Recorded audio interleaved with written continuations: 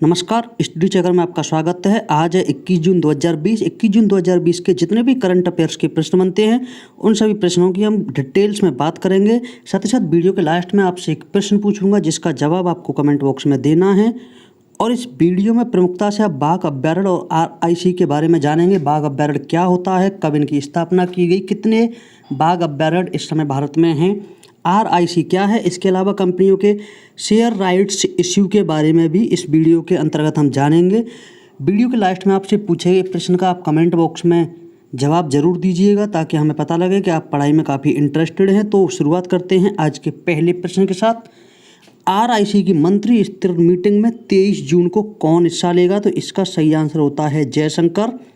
भारत के विदेश मंत्री S जयशंकर मंत्री स्तर की RIC की मीटिंग में 23 जून को हिस्सा लेंगे। और हालांकि मैं आपको एक बात बता दूं, 22 जून को रूस भारत के रक्षा मंत्री राजनाथ सिंह भी जा रहे हैं। अब बात करते हैं RIC क्या होता है और क्यों इसकी बैठक में हिस्सा लिया जाता है।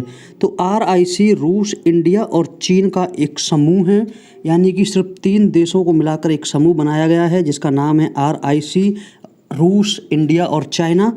इसकी शुरुआत 2002 में हुई थी और ये सिर्फ बातचीत के लिए एक समूह बनाया गया था। इस समूह की शुरुआत रूस की एक सोच के कारण हुई थी। रूस की सोच थी कि 3 देश RIC यानी कि रूस, इंडिया और चीन मिलकर एक मजबूत पावर बन जाएं। इसके कारण RIC की स्थापना सन 2002 में की गई। इस देश RIC की समिट भी होती है, जब G20 देशों की बैठक होती है तब भी RIC की बैठक होती है। और मैं आपको एक और अपडेट देता हूं कि इस वक्त RIC का जो चेयरमैन है वो रूस है। और 23 जून को होने वाली बैठक में किसी भी द्विपक्षीय मुद्दे पर बात नहीं होगी। आपको पता होगा इंडिया और चीन में इस समय हाई लेवल की टेंशन चल रही है गलवान घाटी में हुई झड़प के बाद। तो इस झड़प के बारे में या इस टेंशन के बारे में RIC की बैठक में कोई भी बात नहीं होगी। तीनों देश किसी भी द्विपक्षीय मुद्दे पर यानी कि 2 देशों की आपसी खींचतान अथवा आपसी रिश्ते के बारे में बात नहीं करेंगे। इस समय रूस के प्रेसिडेंट हैं व्लादिमीर पुतिन, जबकि चीन के प्रेसिडेंट हैं शी जिनपिंग। साथ ही साथ आपको बता दूं भारत के राष्ट्रपति रामनाथ कोविंद और प्रधानमंत्री श्री नरेंद्र मोदी जी हैं। वीडियो को शेयर कर दीजिए ताकि और लोगों को भी एक्स्ट्रा नॉलेज मिल जाए और उन्हें भी लगे कि आपने उनके पास एक बेटर वीडियो शेयर किया है। और चैनल को सब्सक्राइब कर लीजिए। उत्तर प्रदेश के किस जिले में शिवलिक जंगल से 50 लाख वर्ष पुराना हाथी का जीवाश्म मिला है? तो इसका सही आंसर हो जाएगा सहारनपुर। सहारनपुर के जंगल में 50 लाख वर्ष पुराने हाथी का जीवाश्म मिला है। इसके बारे में डिटेल्स की बात करते हैं कि जीवाश्म कब मिला, कैसे मिला, क्या इसके अंतर्गत एक्स्ट्रा नॉलेज है। तो ये जीवाश्म शिवालिक के जंगल में एक बाघ अभ्यारण्य बनाने के दौरान कैमरा ट्रैप स्टडी के दौरान मिला है, यानी कि नए बाघ अभ्यारण्य बनाने की तैयारी चल रही है सहारनपुर शिवालिक के जंगल में। और इसका केस स्टडी करते समय एक जीवाश्म हाथी का मिला है जो कि 50 लाख वर्ष पुराना है। 50 लाख वर्ष पुराना है। इसका अध्ययन Wadia institute of Himalayan geology Dehradun के वैज्ञानिकों ने किया था और उन्होंने ही बताया था कि जो सहारनपुर के जंगल में हाथी का जीवाश्म मिला है वो 50 लाख वर्ष पुराना है। और ये हाथी का जबड़ा है जो कि दाईं साइड का जबड़ा है। इस प्रकार की स्थिति को स्टेगोडॉन कहते हैं। और वर्तमान में इस तरह की स्थिति यानी कि इस तरह के जीवाश्म मिलना लगभग विलुप्त हो चुका है। बात करते हैं और इसकी एक्स्ट्रा नॉलेज। उत्तर भारत में हाथी के पूर्वज का इतना पुराना जीवाश्म शायद ही कहीं मिला होगा, यानी कि इतना पुराना जीवाश्म अब तक नहीं मिला है। 50 लाख वर्ष पुराना ये जीवाश्म मिला है। अब बात करते हैं बाघ अभ्यारण्य की। तो समय के साथ कई महत्वपूर्ण जंगली जानवर एवं पक्षी विलुप्त होने की कगार पे हैं। आपको पता ही है काफ़ी पक्षी विलुप्त हो भी चुके हैं और कई ऐसे पक्षी या पशु या जंगली जानवर हैं जो विलुप्त होने की कगार पर हैं। तो बाघ भी एक ऐसा प्राणी है जो भारत में काफ़ी तेज़ी से घट रहा है। इसे देखते हुए 2005 में NTCA की स्थापना की गई थी। नेशनल टाइगर कन्जर्वेशन अथॉरिटी की स्थापना 2005 में की गई थी, जो कि भारत सरकार के तहत आने वाली एक संस्था है। और NTCA के अंतर्गत हुई शुरुआत भारत में टाइगर रिजर्व की। टाइगर रिजर्व की शुरुआत किसके अंतर्गत की गई थी? NTCA की। और NTCA की स्थापना कब हुई थी? 2005 में हुई थी। NTCA के अंतर्गत टाइगर रिजर्व की शुरुआत करने के बाद ऐसे स्थानों को चिन्हित किया गया था जहां बाघ रहते हैं। और ऐसे स्थान भारत में 2020 तक केवल 50 स्थान हैं जिनमें टाइगर रिजर्व बनाया गया है। इन 50 स्थानों में कुल 71,027.1 वर्ग किलोमीटर का क्षेत्र आता है। 2006 में जब बाघ संरक्षण कार्यक्रम को लागू किया गया था तब भारत में केवल 1411 बाघ थे, लेकिन 2014 में यह संख्या 2226 हो गई, जबकि एक जनगणना बाघों की 2010 में हुई थी जब 1706 थी भारत में बाघों की संख्या। अंतिम बार भारत में बाघों की गिनती कब हुई, तो इसका सही आंसर हो जाएगा 2018। 2018 में बाघों की गिनती के अनुसार 2967 बाघों की जनसंख्या हो चुकी है। अंतिम बार नए टाइगर रिजर्व की जो घोषणा हुई थी वो 2016 में हुई थी और ये टाइगर रिजर्व असम के ओरांग तथा उत्तराखंड के कमलग टाइगर रिजर्व हैं। बात करते हैं अगले प्रश्न की। टाटा AIA ने किसके साथ करार किया है, तो इसका सही आंसर हो जाएगा ECS के साथ टाटा AIA लाइफ इंश्योरेंस ने करार किया है। टाटा AIA एक लाइफ इंश्योरेंस कंपनी है। इसने पेपरलेस KYC के लिए ECS के साथ करार किया है, यानी कि Tata AIA life insurance company में अब किसी भी पेपर की ज़रूरत नहीं होगी और पेपरलेस KYC कराई जाएगी। ECS का पूरा नाम क्या है, तो ECS का पूरा नाम है ईस्ट कंसल्टेंसी सर्विसेज, ECS का पूरा नाम है। टाटा AIA लाइफ इंश्योरेंस की अगर मैं बात करूं तो ये टाटा सन्स लिमिटेड और AIA ग्रुप लिमिटेड के बीच एक साझेदारी में बनी हुई कंपनी है जिसकी स्थापना 2000 में की गई थी, यानी कि टाटा AIA लाइफ इंश्योरेंस अकेली कंपनी नहीं है, इसमें टाटा सन्स लिमिटेड और AIA ग्रुप लिमिटेड की साझेदारी है। इसका मुख्यालय मुंबई में है और 2018-19 में इसने लगभग 99% दावों का निपटारा किया है और इस कंपनी को एओन बेस्ट एम्प्लॉयर अवार्ड 2019 भी मिल चुका है। बात करते हैं अगले प्रश्न की। वह राज्य सरकार जिसके द्वारा राज्य के सभी आधिकारिक उद्देश्यों के लिए हिंदी भाषा का उपयोग किया जाएगा, इसका सही आंसर है हरियाणा।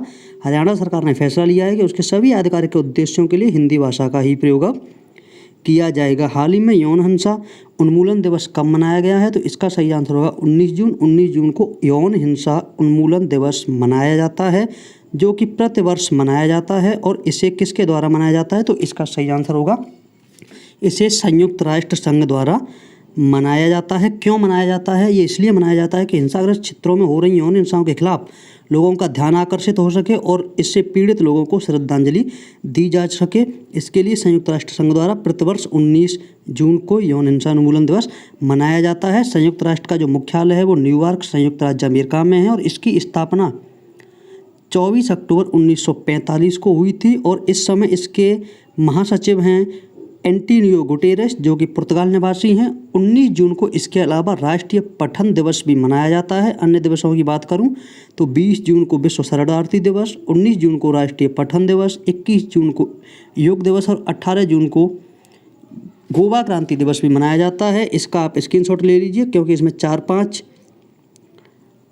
दिवस हैं जो कि आपको याद करना अत्यंत जरूरी हो जाता है। 21 जून को राष्ट्रीय पठन दिवस, 20 जून को विश्व शरणार्थी दिवस, 21 जून को योग दिवस, 18 जून को गोवा क्रांति दिवस। अगर आपको वीडियो की डिटेल्स पसंद आ रही हैं तो चैनल को सब्सक्राइब भी कर लीजिएगा ताकि आपको ये वीडियो सबसे पहले मिल सके।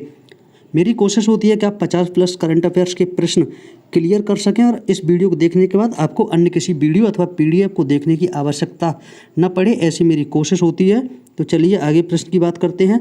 मशहूर प्रौद्योगिकी कंपनी मैपलेरी का अधिग्रहण किसने किया है, तो इसका सही आंसर हो जाएगा फेसबुक। फेसबुक ने मशहूर प्रौद्योगिकी कंपनी मैपलेरी का अधिग्रहण कर लिया है। इससे पहले फेसबुक ने जियो में भी साझेदारी की थी जिसमें 9.99% की साझेदारी की थी, लेकिन अब फेसबुक ने मैपलेरी कंपनी का अधिग्रहण ही कर लिया है, यानी कि अपने आधिपत्य में ले लिया है। मैपलेरी एक स्वीडन की कंपनी है जो कि अप टू डेट मैप बनाने के लिए फ़ोटो को इकट्ठा करती है। मैपलेरी क्राउडसोर्स चित्र, स्मार्टफोन और अन्य प्रकार के कैमरों से योगदान किए गए चित्रों को इकट्ठी करती है। फेसबुक ने मैपलेरी कंपनी यानी कि जो स्वीडन की कंपनी है उसे कितने रुपए में अधिग्रहण किया है, इसकी कोई भी जानकारी नहीं दी है, यानी कि एक गुप्त समझौता है। हाल ही में KR सच्चिदानंद का निधन हो गया है। वे किस क्षेत्र से संबंधित थे, तो इसका सही आंसर हो जाएगा फिल्म निर्देशक। 2015 में फिल्म निर्देशक KR सच्चिदानंद ने डेब्यू किया था। इनका हाल ही में निधन हो गया है और ये फिल्म इंडस्ट्री में सचिन के अथवा सैची के नाम से भी मशहूर थे। कुछ लोग इन्हें सचिन कहते थे तो कुछ लोग इन्हें सैची भी कहते थे। इनकी सबसे हिट फिल्म जो रही थी वो अय्यप्पन रही थी। इसके अलावा इन्होंने Ramleela, run baby run, driving licence जैसी हिट फिल्में लिखी थीं और ये मलयालम फिल्म के निर्देशक थे। इसके अलावा फिल्म इंडस्ट्री में आने से पहले केरल उच्च न्यायालय में कानूनी सलाहकार थे। अगला प्रश्न, कौन सी कंपनी पूरी तरह से ऋण मुक्त हो गई है? तो इसका सही आंसर होगा रिलायंस इंडस्ट्री। रिलायंस इंडस्ट्री पूरी तरह से ऋण मुक्त हो गई है। यहाँ पे आप कंपनी के राइट्स इश्यू के बारे में जानेंगे, तो इसलिए ध्यानपूर्वक देखें। रिलायंस इंडस्ट्री पूरी तरह ऋण मुक्त कंपनी हो गई है। अगर मैं बात करूं तो कंपनी पर पूरी तरह से 1.61 ट्रिलियन का शुद्ध ऋण था, लेकिन कंपनी ने इसके मुकाबले निवेश अथवा राइट्स इश्यू के द्वारा 1.75 ट्रिलियन यानी कि 1.75 ट्रिलियन रुपए जुटा लिए हैं और इस तरह से कंपनी ने अपने ऋण को मुक्त कर दिया है। 1.75 ट्रिलियन रुपए में से 1.15 ट्रिलियन रुपए जियो में निवेश के माध्यम से जुटाए गए हैं, जिसमें सबसे बड़ा निवेश फेसबुक का रहा था, जिसने 9.99% हिस्सेदारी खरीदी थी, जबकि शेयर के राइट इश्यू से कंपनी ने 53,124.20 करोड़ रुपए कमाए हैं।